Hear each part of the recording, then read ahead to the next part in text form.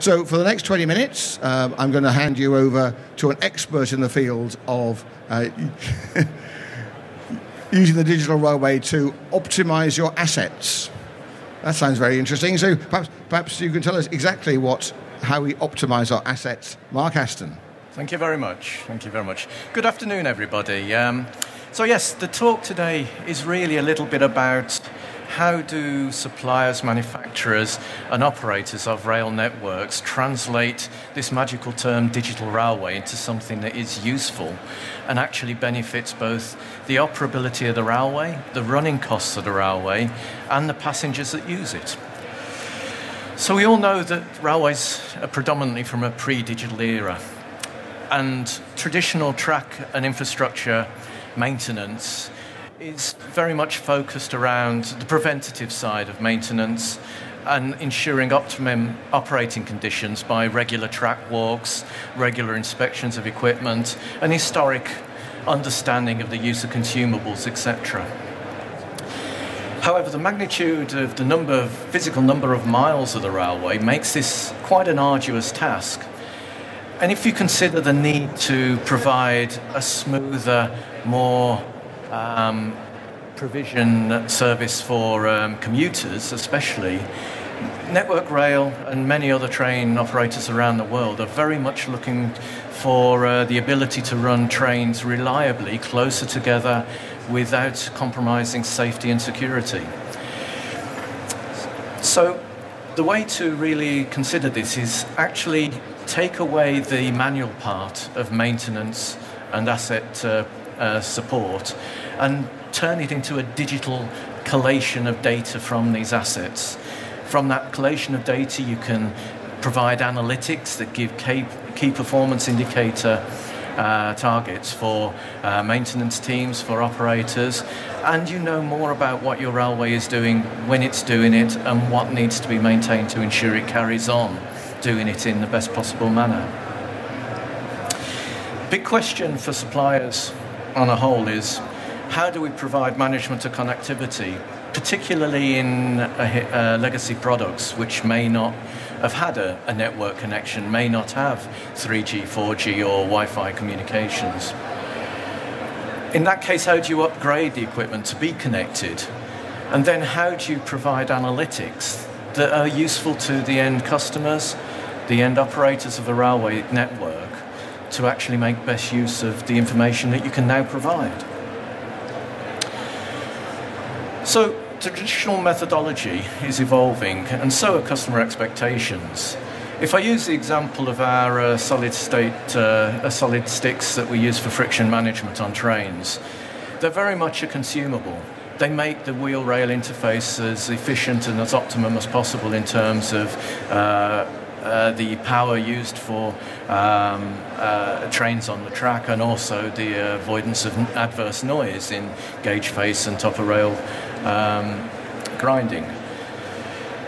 The LB Foster trackside friction management, however, have connectivity built in, and we already provide a range of software solutions that take the data from the trackside consumables where we pump friction materials onto the rail and can tell you when they're becoming low enough to require refilling. If we take that philosophy on board and provide connectivity again to the onboard methodology, then again you can start to increase the level of data gathering about what you're doing in terms of use of consumables for friction management and the use of those in operating the train. Other examples are customer information systems. Traditionally, they've connected to a TOC-by-TOC service. So every TOC has had their own servers, their own data gathering. They use Darwin, they may use their own timetable planning, they may use a national timetable planning. But nothing is traditionally all bundled together, so you have interoperability of information between each individual TOC that may run on a particular line of track. And for those of you coming up to Birmingham today, we've got Northwestern trains and we've got Virgin. It's sometimes a little confusing to know which ticket you bought to go on which line. And this is all about how do you provide that information to your end customers, and how do you ensure that even the CIS is completely transparent to everybody that uses the rail. Safety and security is an increasing need as well. If you're going to run more trains or longer trains and run them closer together, then you need to have confidence that you're not compromising the security and safety of passengers in doing it. And you also need to ensure that you're not going to compromise the security of people who may use infrastructure near railways, such as pedestrians on level crossings or cars that may stall on a level crossing. And passengers, they're the key reason we run a railway. And they have more expectations in this 21st century digital age of using mobile apps. They look for digital ticketing because it's there, it's something simple, they don't have to go to a ticket office. They want end-to-end journey planning, nationalrail.co.uk, the TOC sites, LUL's journey planners. They also want the most cost-effective way of achieving their journey. And I'm sure you're all aware that RSG have been working on how the strategic elements of bringing together the most cost-effective ticket prices as an available option for all routes is naturally integrated into the rail ticketing system of as a countrywide aspiration. And underlying that, they want complete protection against the differences from TOCs in doing so. It doesn't matter whether it's Northwestern Railways or Virgin. If you want a fast service, you buy a ticket, it's fast service, it gives you a Virgin train, but it shouldn't be all about that.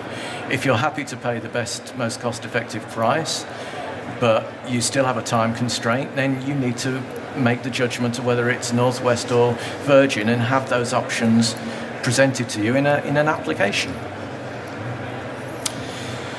So, in terms of the railway itself, assets are increasingly capable of digital connection. They come with some form of internet connectivity, whether it be a bespoke wide area network connection, 3G, 4G comms, Wi-Fi, trackside telecoms. The ongoing philosophy for Network Rail is to increase the ability to benchmark the railway system to make Network Rail's managed rail system the best in the world. By 2024, extend the use of asset management to achieve industry-wide systems and processes. That's a big statement. And it's the same thing that we're coming across in our global territories. North American Class 1 freight, it's the same. How do you optimize your rail operability? In Europe, Deutsche Bahn are embarking on the same philosophy and strategy as Network Rail. So are Trenitalia, so are Spanish railways, so are French railways. To achieve any of those goals, it needs to be a holistic, network-wide enablement of railway service and supply of equipment that is capable of being analysed remotely and reported. And that comes down to the provision of data analytics. A digital railway means that all discrete assets, friction management, infrastructure, CIS, needs to be addressed via IP networks, all of the comms that I've previously mentioned.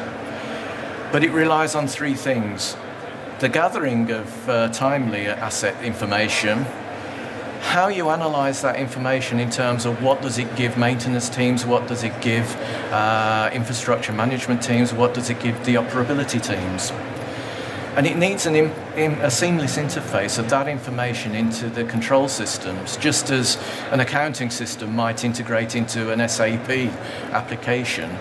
You very much need to consider how you gather and integrate those sources of data, the analytics that provide them, into the large operating systems that companies like Siemens, for example, sell and use to operate the whole network on railways.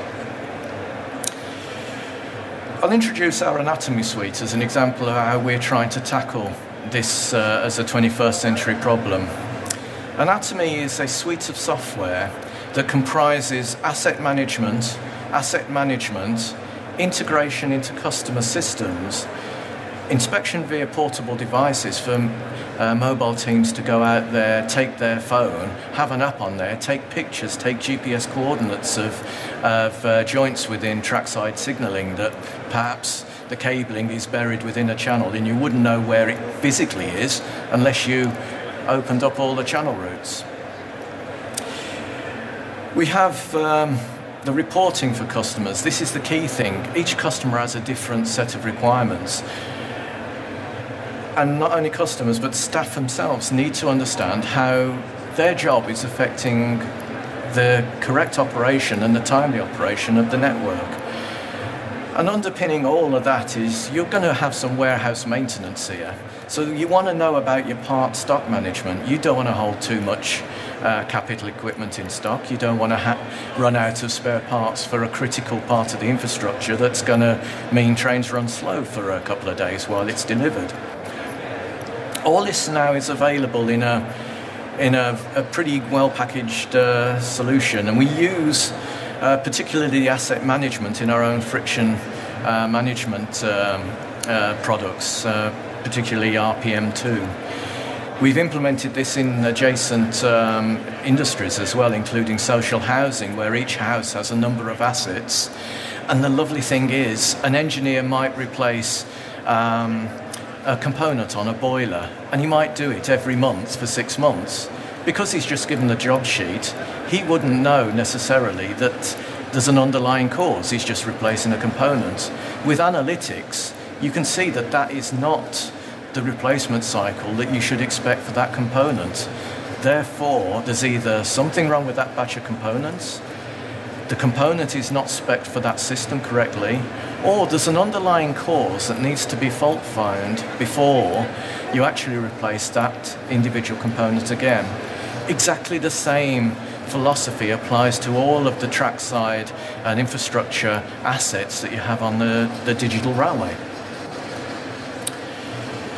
So Fingerprint is the maintenance part of this. This is where you can actually go out and gather data about your assets. You can do your track walks, do service maintenance. You can automatically scan your barcodes on trackside equipment, see where the consumables are being used, see what the cycle of maintenance has been, whether it's increasing, decreasing.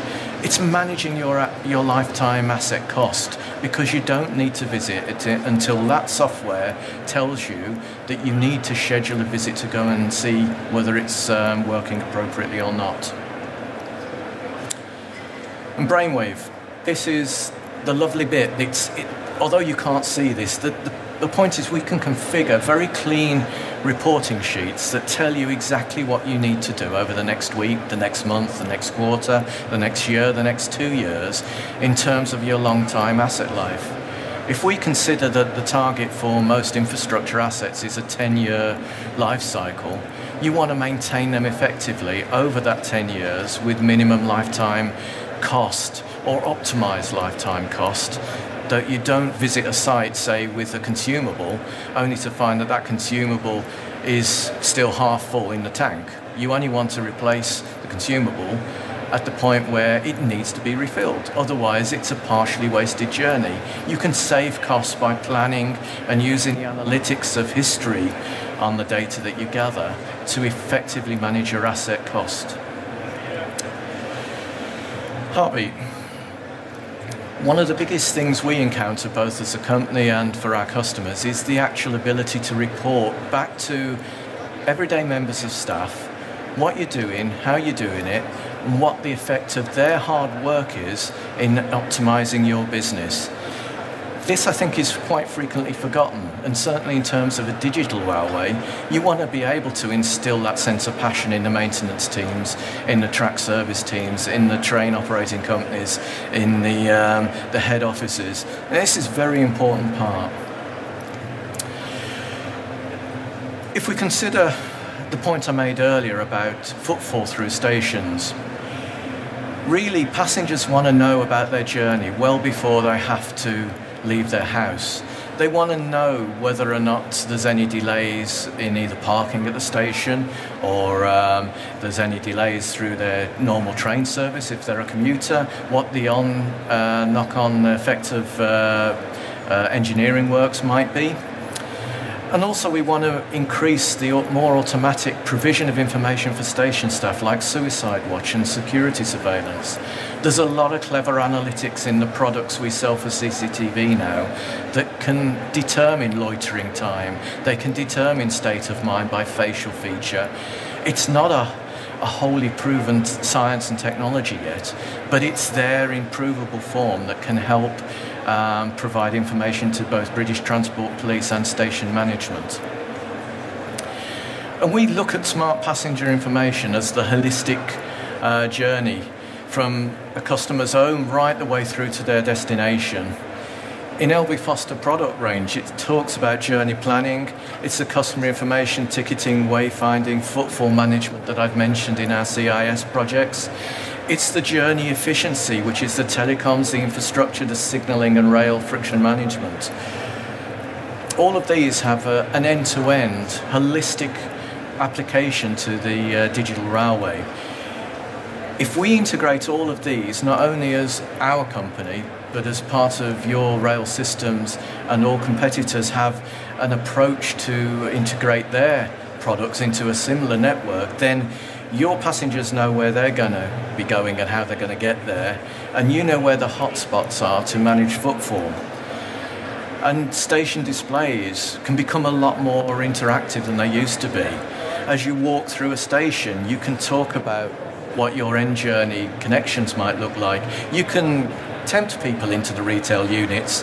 You can tell people where they need to go for their onward journey if it's not rail. You can manage more their effective appreciation of what's going on the platform, and even make clear evacuation and safety messages part of the very CIS rather than just the klaxon and the normal evacuate station now. It leads us into a total asset management philosophy, and one of our interesting products is LiDAR. We use it for levels crossing safety with signalling control and incident management and red light enforcement to enforce the penalties for people who ignore the wig-wag signals. We've taken that consistent product and also looked at it for earthwork and retaining wall monitoring. I'm told by Network Rail Geo team that 87% of all UK assets in embankments and retaining walls require maintenance over the next 5 years. In what order do they prioritise that so that there isn't a critical failure of an earthwork that stops trains running? Well, we can monitor that with looking at how the toes of embankments move over time. Network-wide CIS for station and commuter footfall feedback. How do you operate your station to the best effect? Signalling control that integrates with heritage mosaic panels and digital system feedback. That's important because it's the operation of the railway and it's feeding that information back on the CIS for disruption management screens, for journey planning, for wayfinding. And I mentioned remote condition monitoring earlier. Trackside friction management is a big worldwide seller for us. These are the units that make the rail work as effectively as possible, as noise-free as possible. Digital control units have been on the system now for a good few years. Avalanche and landslide monitoring. Here, remote sensors that tilt when you have a mudslide or an avalanche hit them. They report back to a central server that can then give you analytics about what's happened, where it is, whether the track has been compromised. So you can do something about it rather than a train just arrive at a blockage and then report back to base. These have exceptionally long battery life and they are completely wire-free. They're a very cheap, cost-effective way of monitoring what's happening in remote locations, and therefore you're going to save cost on your asset because you know what's happening to the rail in the event of an adverse geological event. Flood monitoring, it's a big one in India, it's a big one in Mexico at the moment. It's important to us. We can do day-night monitoring, we can give level monitoring, we can do all sorts of asset monitoring in terms of cisterns, tanks, sluices. etc., to prevent washout of railways by too much groundwater accumulating before you need to get rid of it. Rockfall, similar. If you've got a very steep cliff, as they have here in this example, you may have a rock end up on the railway. You need to clear that before trains can run effectively. This system again uses our LiDAR to give you complete total track monitoring of the state of that rail and whether or not there is a blockage or not. It may be that a rock falls off and rolls across the track. If it's off the track, you don't need to send the maintenance team out immediately. If it's on the track, you do. With this, you can tell how big the rock is, where it is, and what action needs to be taken. Wheel load impact detection, and also smart wheel sensing. The wheel load impact detection, if you're running TOC trains or customer train sets on your railway, you want to make sure they haven't got out of true wheels that are damaging your rail as an asset. Wheel load impact detection is a product that tells you exactly what that wheel is doing as it passes over it. And the smart wheel sensing as well can also give you elements of detection of number of axles, number of wheels. We have done weigh in motion. That can also be used for understanding the fill, the capacity of carriages for transit and passenger systems. So it's a very flexible approach to making sure you have all the information you need to make sure that nobody's damaging your asset and you're maintaining your assets effectively. Our remote surveillance and security is very much targeted at not being a Me Too security camera. This is a camera that only works off solar power and remote telecoms. It can be installed anywhere, temporarily or fixed. It's great for laydown sites, for trackside infrastructure works. It's great for protection of bungalows and signal housing.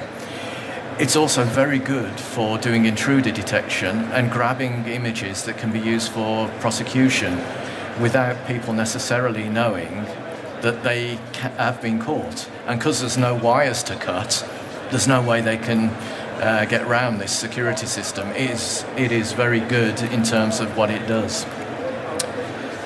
So all of this impacts on the digital railway by giving you the ability to efficiently manage the maintenance of scheduled parts and warehouse parts in a timely manner.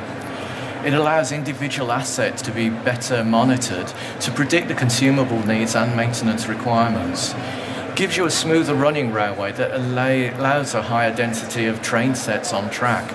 It's going to be a better passenger satisfaction, better rail cost utilisation as a whole. It will reduce the number of major critical infrastructure failures. They don't happen very often, but when they do happen, it's a problem. It allows you to better plan your budget spend from a year-to-year and future upgrade scenario. It allows better management of the passenger experience and safety because of this. It gives you cost savings on rail inspections, track walks and general inspection. And because we're incorporating digital communications, data gathering and database analytics, we're going to be able to serve a global network of railways in this arena. So what next? Well, all of the suppliers and the users of this type of digital analytics and digital asset monitoring require a common approach to a communications protocol, and it needs a defined security protocol.